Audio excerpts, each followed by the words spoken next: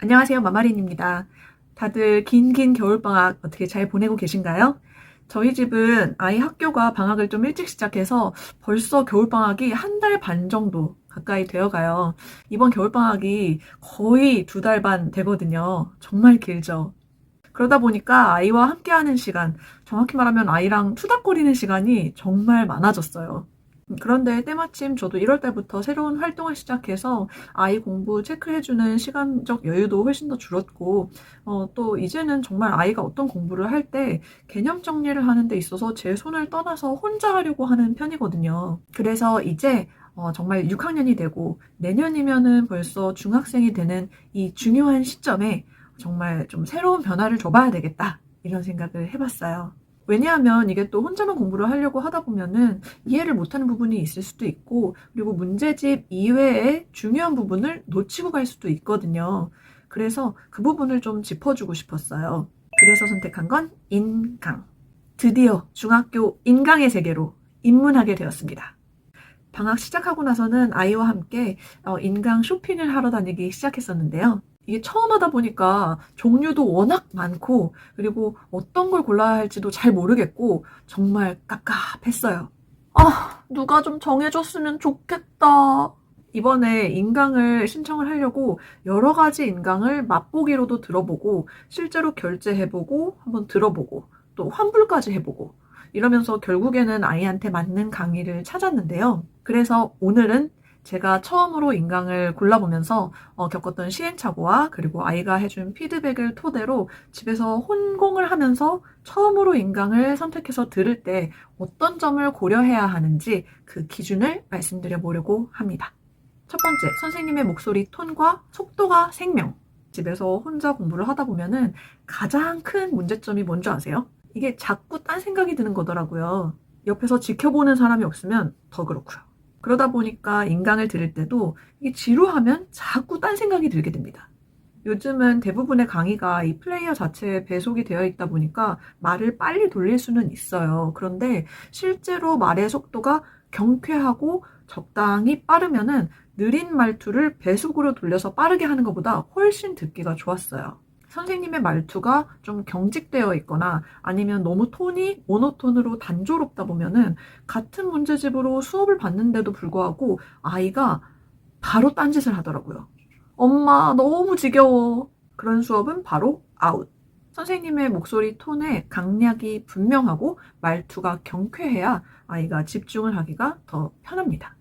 두 번째, 예제 다음에 유형 문제를 풀어주는가.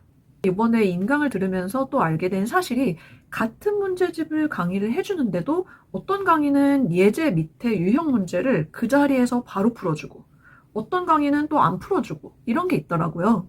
제가 그날 인강에서 배운 거를 바로바로 체크를 했는데, 시작한 지 얼마 안 돼서 아이가 그래요. 엄마, 근데 이게 문제가 있어. 뭐 문제니? 선생님이 문제를 풀어줘서 바로 답을 알게 돼. 보니까 진짜 중간중간에 문제를 풀어주시더라고요. 그러면 아이 입장에서는 당연히 강의를 쭉 들으면은 자기가 문제를 안 풀어도 되고, 그리고 답만 적으면은 마치 자기가 푼 것 같은 느낌이 드는 거예요.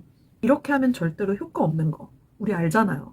웬만하면은 유형 문제는 스스로 풀 수 있게 풀이를 안 해주는 강의를 듣는 게 훨씬 좋은 것 같습니다. 세 번째, 처음부터 끝까지 다 들어야 돼?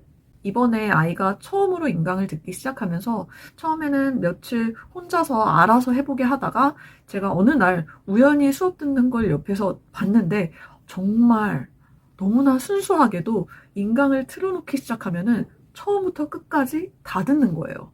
자기가 알든 모르든. 이게 그러니까 아는 얘기를 계속하기 시작하면은 지루해지죠. 아니, 인강의 좋은 점이 뭔가요?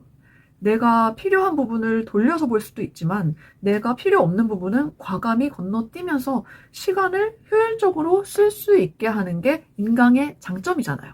예를 들어서 아까처럼 만약에 강의가 너무 좋은데 강의 도중에 유형 문제를 풀어준다.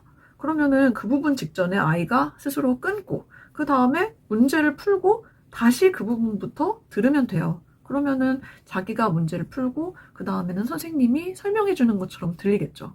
그런데 만약에 자기가 이 유형 문제에 대해서 정확하게 알고 있는 부분이다. 그러면은 문제풀이도 그냥 건너뛰어도 되고요. 굳이 아는 걸 계속 들을 필요는 없으니까.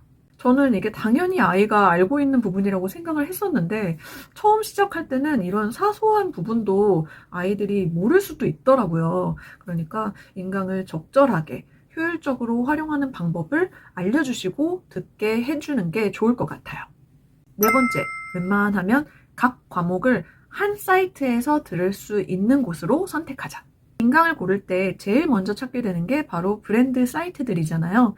정말 많은 인강 사이트들 중에서 대표적인 사이트를 추려보니까 EBS 프리미엄, 강남인강, 그리고 엠베스트 이렇게 세 군데가 나오더라고요. 그런데요, 기존에 풀고 있는 문제집을 그대로 강의를 들으려고 봤더니 어떤 과목은 EBS 프리미엄이 좋고 어떤 과목은 강남인강이 좋고 또 그래요. 각 사이트들마다 강의해주는 문제집이 아주 미세하게 다르기 때문에 뭐 영어는 이쪽에서, 수학은 저쪽에서 이렇게 고를 수도 있거든요. 그런데요, 우리 부모들이 옆에서 계속 지켜봐주지 않는 이상은 그냥 한 사이트에서 모든 과목을, 모든 인강을 끝낼 수 있게 하는 게 훨씬 더 낫더라고요. 왜냐면요, 이 강의가 끝나서 이제 이 사이트에서 나가고 다시 저 사이트로 옮겨서 또 강의를 들으려고 하면은 중간 작업이 굉장히 많거든요. 이 화면 끄고 저 화면 켜서 로그인 다시 해서 내 학습방까지 들어가는 그 과정만 해도 몇 분이 걸려요. 그런데 그 찰나에 나도 모르게 그만 유튜브나 다른 사이트로 막 흘러가요. 이게 쉬는 시간이 되는 거예요. 근데 그 쉬는 시간이 뭐 한 번 보다 보면은 2시간 되고 3시간 되는 거죠. 그러니까 인강을 고를 때 꼭 내가 풀었던 문제집을 다음 학기에도 듣겠다, 인강으로 들어보겠다 이렇게 하다 보면은 사이트를 나눠서 들어야 할 일이 꼭 생기고 거기에 따른 단점도 꼭 따라오게 되더라고요. 어떤 사이트든지 보니까 웬만큼 검증된 괜찮은 문제집으로 강의를 하고 그리고 개념 설명은 대부분이 비슷하기 때문에 괜찮은 강의가 있으면은 사이트를 분리해서 듣지 말고 웬만하면은 한 사이트에서 바로바로 들을 수 있게 이렇게 몰아서 내 학습방에다 넣어놓는 게 좋고 거기에 맞는 문제집을 준비하는 것도 하나의 방법이겠구나 싶었어요. 5번째, 인강만 듣고 끝나면 안 된다.